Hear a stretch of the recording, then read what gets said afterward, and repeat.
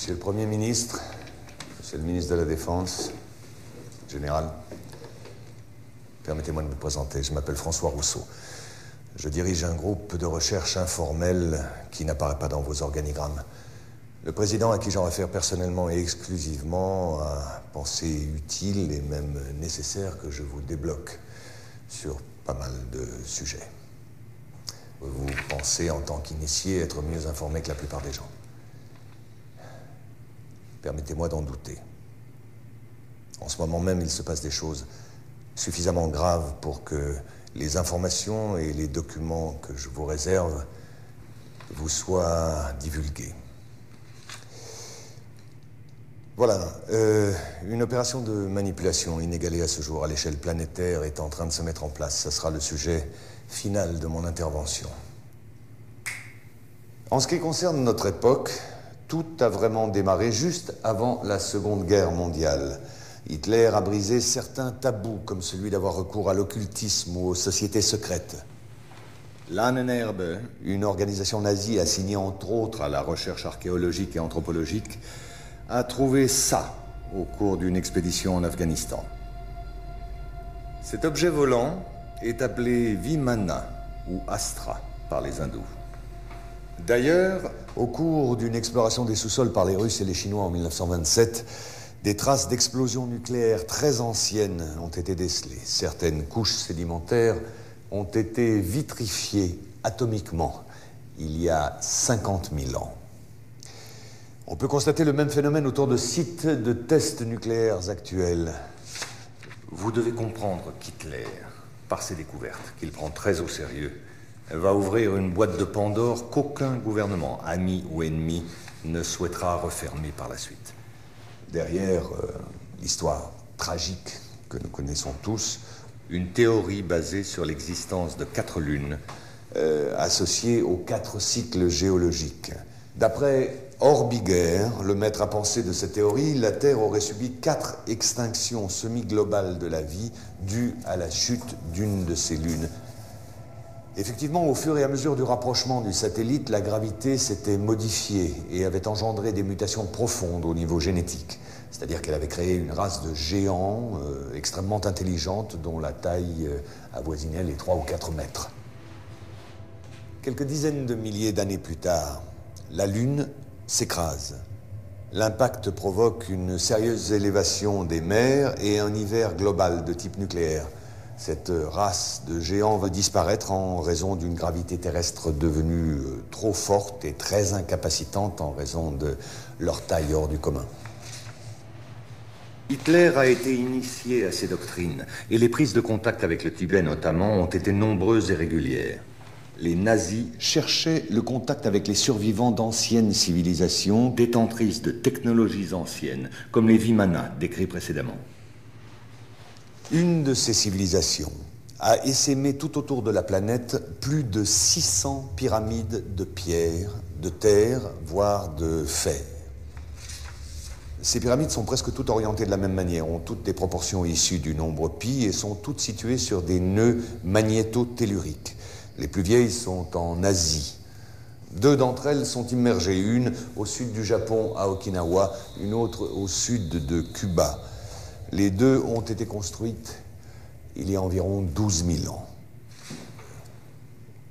Si j'ai commencé par ces petits rappels archéologiques, c'est que notre civilisation est la 4e du cycle que je vous ai décrit précédemment. Oui, je sais, ça peut vexer notre orgueil, nous ne sommes ni les premiers, ni les derniers. Vous comprenez alors que l'étude et la compréhension des quelques prototypes récupérés étaient la priorité absolue, afin d'assurer aux nazis la domination du ciel, alors que les Alliés misaient sur la maîtrise de l'atome et la fabrication des premières bombes nucléaires. Ces bases secrètes abritaient toutes des recherches supervisées par les nazis. Dans l'une de ces bases travaillait Victor Schauberger, le père des ovnis nazis. Schauberger dirigeait l'unité Vril chargée de la recherche sur l'antigravitation. Il est mort en 1958 au Texas, alors qu'il travaillait sous la protection des États-Unis à l'amélioration de ses propres soucoupes volantes devenues depuis américaines. Vous allez vite comprendre que 70% des phénomènes aériens inexpliqués sont humains et n'ont rien d'extraterrestre. Une fois la Deuxième Guerre mondiale terminée et la technologie nazie pillée systématiquement par les Américains et les Russes, l'enjeu premier était de continuer, voire d'achever la recherche nazie dans le plus grand secret. Le projet Rainbow, connu surtout pour l'expérience de Philadelphie, en a été la preuve immédiate. Le scientifique von Neumann, qui collaborait avec Albert Einstein et Nikola Tesla pour le compte de la Navy, a réussi à téléporter par accident un bâtiment de guerre, l'USS Eldridge. Ces photos, fournies par Maurice K. Jessup avant sa mort suspecte, sont les rares témoignages de cette expérience unique en son genre. À la même période, les premiers essais de prototypes à technologie indo-aryenne ne passaient pas inaperçus. Les militaires devaient trouver une parade plus efficace que la mise au secret. C'est à peu près à la même période que Kenneth Arnold, pilote de l'US Air Force et agent de la CIA, lance la plus grande opération de manipulation sur l'existence des ovnis. Faire croire au peuple que cela n'existait pas n'était pas la bonne solution, n'était pas suffisant. Discréditer et effrayer la population par une désinformation systématique était beaucoup plus efficace. L'OVNI et le para-humain appartiennent désormais au cinéma, à la télévision et à la paranoïa collective, et non pas aux scientifiques, comme cela aurait dû être le cas. En mai 1947, les services secrets américains découvrent l'existence d'un ancien ovni terrestre craché sur les monts Altaï, à la frontière russo-mongole, récupéré secrètement par les Russes. À ce moment-là, la tension entre les deux blocs monte d'un sérieux cran. La découverte a été de taille, et pour ne pas perdre la face, le Pentagone allié à la CIA ont décidé de mentir et de monter un gros coup de bluff. Et font croire aux Russes et au monde entier qu'eux aussi ont récupéré un ovni à Roswell en juillet 1947. Bien entendu, il n'en était rien, mais le coup de bluff avait réussi. En février 1949, juste après la fausse affaire de Roswell, un ovni est photographié et filmé en Antarctique. C'est la première photo de ce type d'objet en forme de cigare. D'autres apparitions vont alors se succéder par vagues cycliques. Au même moment, les programmes Apollo, sous la direction de Wernher von Braun, battaient leur plein. Et celui-ci n'accueillit pas favorablement les demandes d'expériences paranormales qui ont pourtant eu lieu pendant certaines missions Apollo. Ceci est la dernière expérience connue sur l'amplification psychique et télépathique ainsi que sur la détection de particules psytrons émises par le yogi vers la capsule Apollo. Mais ces tests ont tous été éclipsés par l'apparition systématique d'objets volants non identifiés autour des vols orbitaux et la découverte de traces de civilisation sur la Lune.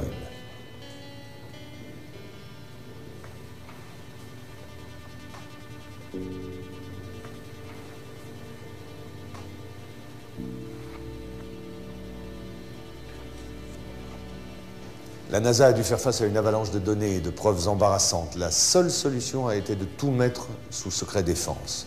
En 1961, la directive JASON met en place un service spécial de retouche d'images. Le but est d'effacer toute trace de civilisation ou de ruines sur la Lune, concernant bien évidemment seulement les clichés à destination du grand public et de la presse. Voilà, au mois de juin 1965 est apparu ça, sur un relevé satellite dans la zone des îles de la Déception, au sud de l'Argentine. Les Russes ont tenté de saborder l'opération de renflouage sans y parvenir, malgré la violence de l'affrontement. L'objet volant a finalement été ramené sur la base d'Edwards, en Californie. Et 10 ans plus tard, le premier drone antigravitationnel à propulsion magnéto-hydrodynamique, ou MHD, a fait son premier vol d'essai dans le désert environnant la base d'Edwards. Et pas mal de prototypes ont vu le jour.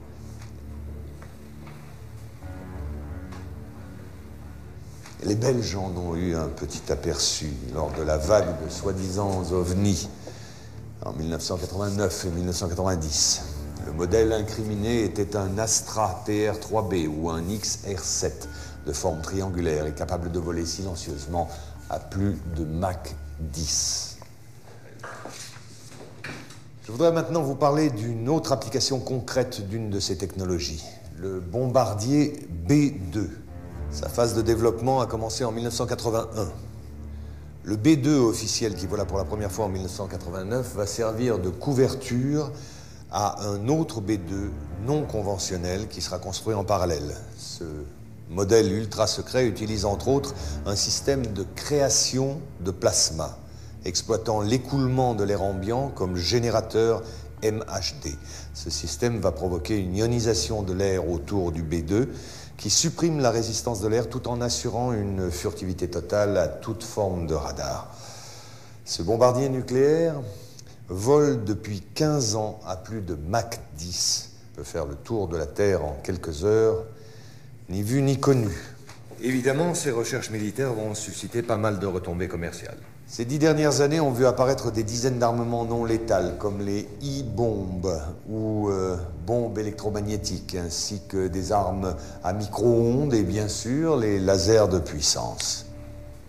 Le département de la défense américain, à travers la multinationale Raytheon, décide d'investir énormément d'argent dans un programme expérimental appelé le système HAARP, ou High Frequency Active Auroral Research Program. Et c'est tout un programme. Officiellement, la base en Alaska fait des recherches sur la ionosphère. En vérité, les possibilités réelles de l'installation sont énormes. Manipulation du climat, détection profonde de bases souterraines ou de gisements, destruction silencieuse et à distance de n'importe quel objet, et surtout manipulation du comportement humain. Bien, en 1996, un satellite russe découvre en Antarctique l'épave presque intacte d'un immense vaisseau spatial dévoilé par la fonte des glaciers. Les prélèvements de glace indiquaient une date de crash remontant à 24 000 ans. Au même moment, une éruption volcanique dans les îles de la Déception, les mêmes que précédemment, obligea les Russes à demander de l'aide aux États-Unis, vu l'urgence et l'importance de la situation.